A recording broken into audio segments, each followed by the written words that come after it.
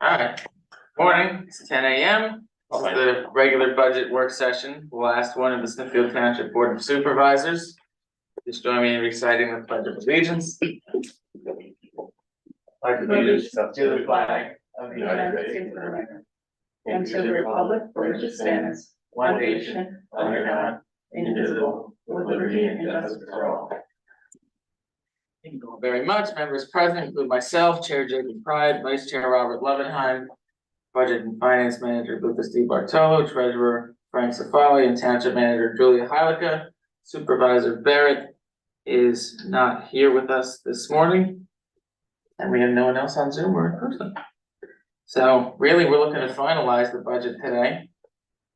Lucas, you want to give us a general update from where we're at? It looks like most things are stagnant, just a couple of changes, revisions down rather than up. Yeah, I love that. So I'll go through all the sheets that I have here and kind of where we get to. Robert, I will mention to you real quick, just I know you had asked about this. In the budget document, the zoning line item is on page 3. It's you can see it listed on there on page 3. 414.110. Quarter way down the page. Oh, okay. But yeah, so and we can come back to the actual budget document. I'll just go through all the exhibits first here. So starting out, capital expenditure planning sheet. So we have looked at this multiple times. We've kind of whittled this down. These are the best estimated final numbers that we have for what it costs for the loader, what it costs for the skid steer. Chris, our public works director, had went and got multiple quotes. So these are kind of estimates of those ranges of those quotes for capital expenditure planning.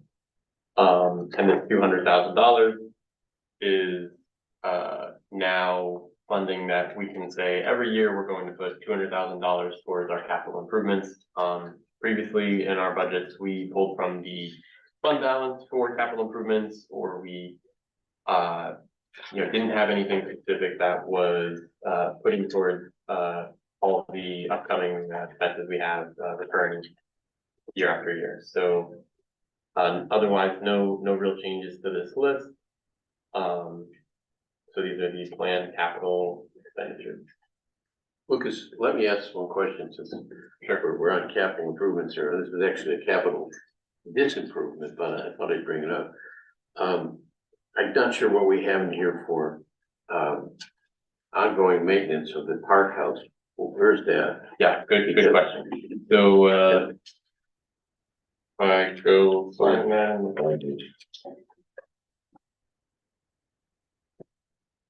What number?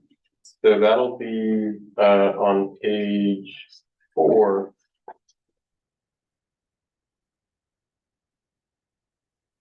For maintenance and repairs at Waterfront, that line item is increased from 1,250 per year, which is about accurate as to what we spent historically. Well, if we don't have to repair the roof, to 4,750. So it's up now to 4,750, assuming we have to do minor repairs throughout the year. So we figured the roof is about 15,000 if we had to do that. Yeah, as we last left off, we had removed that roof expense from the capital expenditure plan.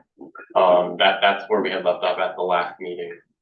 So I had taken that out and only increased the maintenance costs in the budget slightly to account for, the last repair on that roof was $500. Well, I just bring this up when we talk about capital expenditures. I'm wondering, and I just throw this out, whether we should demolish that house. And the reason I'm saying it is, it's at this point it's a hole in the ground. It eats money, and we're heating it. We're going to have to do the roof probably next year. I don't know what will happen. Maybe we can repair it. And the only use we have is the Boy Scouts. It would be probably cheaper for us to rent a room for the Boy Scouts than to keep that place going and to keep the furnace going and to keep the insurance and the maintenance and everything on it. I think you're right. I think, demolition is likely the only option. I mean, because we've already done the engineering and whatnot to to look at replacing it, but I mean, I feel like that's a policy call that we don't need to put in the budget, but Well, I'm only mentioning it because I'm not sure it's a capital expenditure or if it's a grant we could get for blight, something to tear it down. It's probably $20,000 right, to tear it down. And of course, if it doesn't have asbestos, it has asbestos, who knows? right. Oh, we should probably get prices on that, but I feel like at this point, I don't know if we need to put that in the budget itself. I'm just raising it, it's not an issue, it's just something to. No, I make a think mental you're note. absolutely right. I mean, look, there's no saving that house. No, and the study that we've done, which is pretty thorough, is saying, what it would cost to renovate it is almost, what it would cost to build a new one, and the new one would be, far more, versatile for what we need. And what I'm thinking of is something that along the lines of, what is it, the hall at, is it St. John's or what's the? St. Paul's, St. my Paul's. church, yeah. Where it would be Celebration hall. divided in a couple of rooms, where you had a kitchen, where you could, you could have weddings, anything there that people wanted to rent out. And it would also be any kind of meetings we needed, any kind of emergency. Yeah, I think we definitely owe it to the public to have something over there. It used to be the center of a lot of park related events and park programming. But yeah, I think that's definitely a grant to pursue. Okay, I just, make a, put That's a pin a, in it, that's all. yeah, for sure. I don't have anything in the budget I and know. capital expenditure And plan. I'm not saying putting it To in, demolish it, if we. as long as we're talking about capital expenditures, it's just a good place to insert a note. Yeah, 100%. Where we're going. If we said, and we took the roof out because we said we didn't want to repair a building that we're just gonna have to destroy or something Yeah. possibly, anyway, so, if we can get a grant for that or something, great. But otherwise, it's not currently in the plan to, do this anyway, so we'll, we have to. Makes replace sense. something. I mean, everything else here makes sense, and I think we've gone over this one. Couple times. Yeah. That's good. All right. It's meaningful. Yeah, these replacements for the loader and the skid steer, this pricing we see, this is the estimated amount that we would pay, for loans for these, Right. purchases. But that will allow us to get more things at once and we pay it over the course of a few years as we need to. Yeah, 100%. If we're good there, I'll move to the next sheet. Yeah. This is just kind of for reference. We don't really need to talk through this, and if we did want to talk through it, Julie would be the better person to talk through it, but this is just a grant sheet just showing all the, awesome grants that Julia has gotten for the township and going through, how much money that is and what's going out and what's incoming. So, total layout in 2024 is $1.2 million. Total reimbursed in 2024 is a little over $1.5 million. And that those extra funds there will just go back into our, capital and grant fund. That is, finishing up Marshall's Falls and a bunch of other awesome projects we've got for us. Perfect. Looks good. Are these incorporated into the numbers? So these are incorporated into the numbers, and though I do need to do some final line item adjustments, corrections to make sure we're in line with the DCED chart of accounts. These numbers are incorporated into the budget. These numbers don't have any effect, the granting coming out going won't have any effect on any of our other line items. So the only change we need to make to the budget is, I'd like to vote to advertise, Yes, 100%. is essentially just the chart of accounts numbers. It's just chart. of accounts. Okay. Yeah. Well, that's good. Yeah. All right, next sheet. Is that the fire and EMS one? So next we go to major fund balance.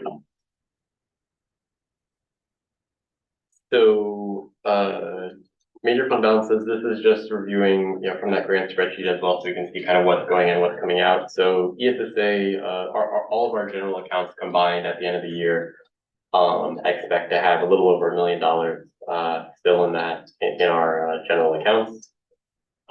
Again, setting aside our plan, $600,000, that only leaves us $466,000 for grant utilization.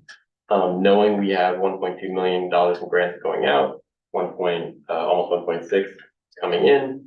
We might need to pull some money from our bond account that's also set aside for payment of our bond if we need to, just for liquidity purposes.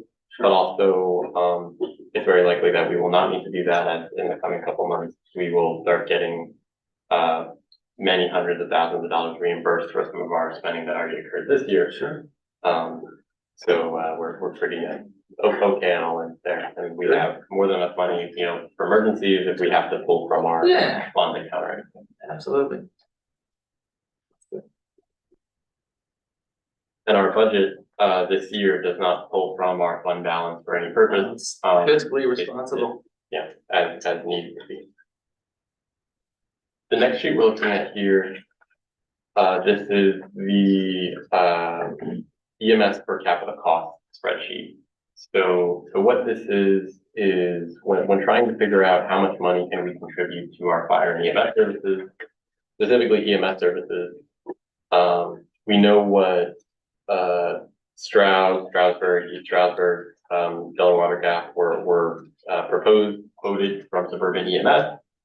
We have data from Oakland Mountain Regional EMS of what they charge for their municipalities, and compared this to what we are being asked to pay, both Bushkill and Suburban, for Smithfield and Middle Smithfield as well. So basically, we can see that on average, $13 per person, $13.45 per person is what is averaged payment to EMS services. Right. There's multiple municipalities that pay nothing. The residents don't have to contribute for that because we have LA Health Network or St. Luke's cover their area and don't charge the municipalities anything. Unfortunately, that's not an offer that they've made to us or will make to us. So we're left with having to chip in for EMS services. With this, currently our original budget that we'll see on our next sheet here had Bushkill and Suburban funded very similarly, knowing that they both made similar requests for funding from Smithfield. Right. But that would put our per capita at 20-25 per person. It's just unaffordable to expect a resident to pay so much. So with that, that's all I wanted from this sheet. On the next sheet, we see that I've lowered the millage for EMS funding, so it's given us some flexibility to do what we need to with our EMS services, but also ensures that we're funding Bushkill adequately at the moment as well. Right. That makes 100% sense. You can't justify paying the same amount for literally, a third to even less, coverage for the same. Yeah. And So on the fire split. Yeah. I know that there was a meeting on that. And where are we at? I mean, this split still seems reasonable because every other metric would still potentially advantage Marshall's Creek even more over the others. You're exactly We need right. the right size it because 45, this is fundamentally off. Yeah, so, and, the millage rate, I think we're in agreement on the millage rate, and, knowing that that's something that, it's still a burden on the taxpayers, but it's needed, and our fire companies need vehicles and fire trucks to serve the residents, and, none of the additional funding we're Are you giving. still meeting with them or? Yes. So, and none of the additional funding covers half of their capital improvements, but it's a start. And, we are still meeting with the fire companies. We're still meeting with the EMS services as well. But we are still meeting with the fire companies. I believe our next meeting is on the 27th. Yeah, it's 27th. And we will continue those meetings. So, our millage rate can be set, but our split is still, Yeah, to be determined. that sounds fine. But I feel like this is probably where it's gonna be at, right? I mean. Yeah, I can't see much movement from this at the moment. There was nothing that came out of that first meeting that said that, anything that was more fair than the way we did it now.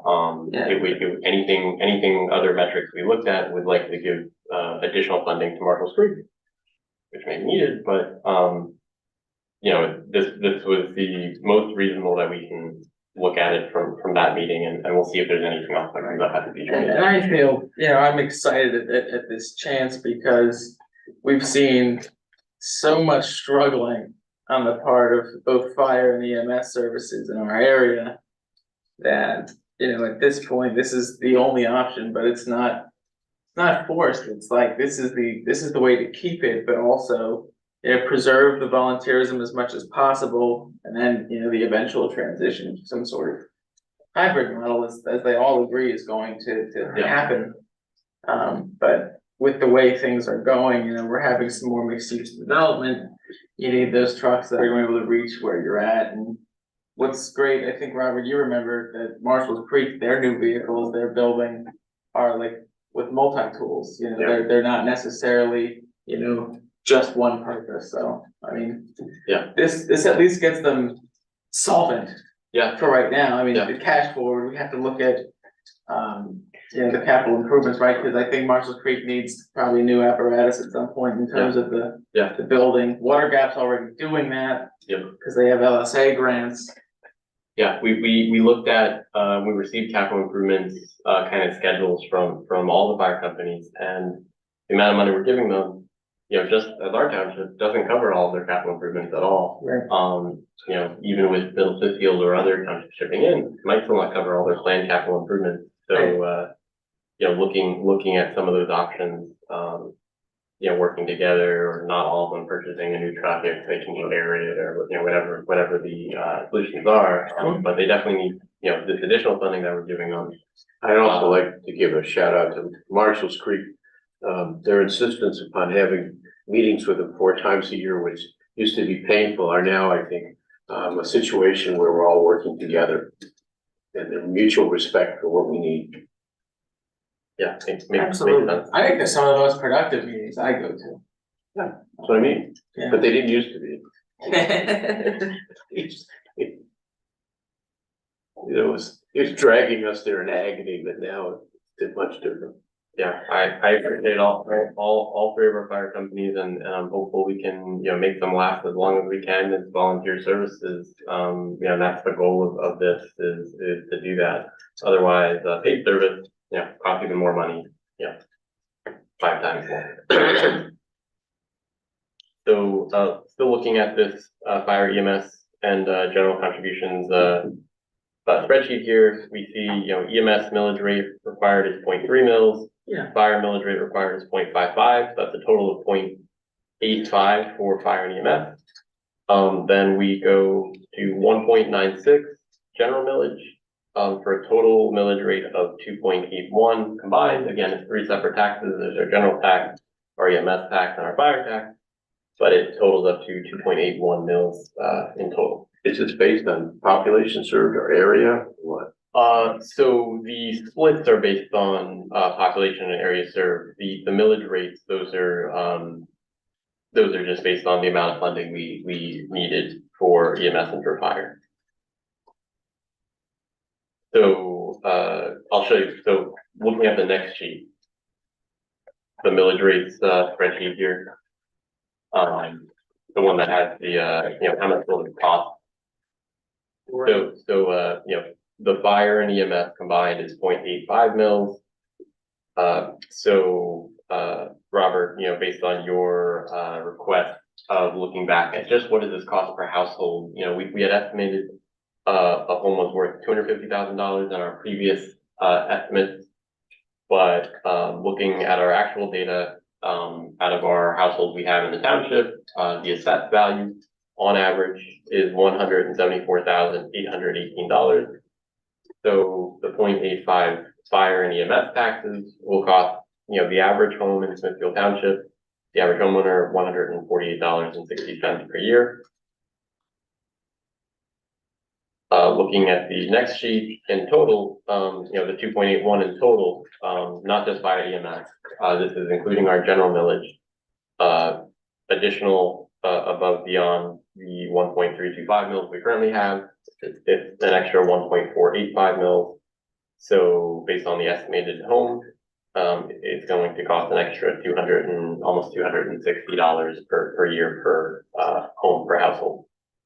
Yeah, it looks like the total tax bill on a house like that is $491.23. Thank you. Super reasonable. Yes, compared to the school taxes, we are, Oh, we're still a fraction of that. Right, Jacob, I'm sorry, could you repeat that number for me, please? $491.23. where do you get that? Thank you. I Multiply the millage rate by that assessed value. Oh, okay. and I can add that up, but I'm sure that's accurate. Thank you. Yeah. Well, it's a fun math problem. Yeah. So, that's the end of the attachments there. Then, so the last sheet here, this is just our budget. Again, I need to, you know, the budget is accurate. No line items here are changing numbers. There will be some, minor It's just renaming, corrections with collapsing, right? renaming and making it look nice and, using the, correct DCED, chart of accounts for this, that I've been working with our, company we hired, Diana Patton for this. Right. So, you know, that's still in process, but otherwise, this is the, final budget that we have. Good. Yeah. Anybody need to say anything else before I entertain a motion to advertise it? This has been a long, hard road. There's no question, and I think we're all, you know, looking ahead. And in 20 years, whoever is here, maybe us or maybe we'd be retired by then, they will Yeah. look back and say, you set us up for success. I wish I had that when I started. All right. I'll move that we advertise the 2024 budgets. Do I hear a second? Second. Second by Mr. Levenheim. Comment? All in favor? Aye. Aye. Seeing that there are no public comments. I do have one quick one, just so you guys are aware. Okay. So our last meeting in December is December 20th, which means to get the 20 days and then 2 additional advertisements, this will be in the paper on November 29th and December 28th. And it needs to be to the paper by, the Wednesday before Thanksgiving. So that's our timeline for advertising, and we'll have it up on the website. What are the 2 dates you said again? It will be in the Pocono Record on November 29th and December 8th. Oh, For considering adoption at the December December 20th meeting. Perfect. Why do we have to wait till the 20th? We have one on the 13th, though. We need 20 days in order to advertise. So because there's a week-long gap between advertisement, sending the actual information to the Pocono Record and getting the advertisement, if we put it, we don't have the required days in between, to give Lucas, I think, more than 3 hours to finish up the final tweaks and whatnot. Sounds good. All right, so we'll approve it on the 20th. That's the plan. Great. Motion to adjourn. Here, second. Motion to adjourn. All right. All in favor? All right. Aye. We are adjourned. 24. Thank you, everybody.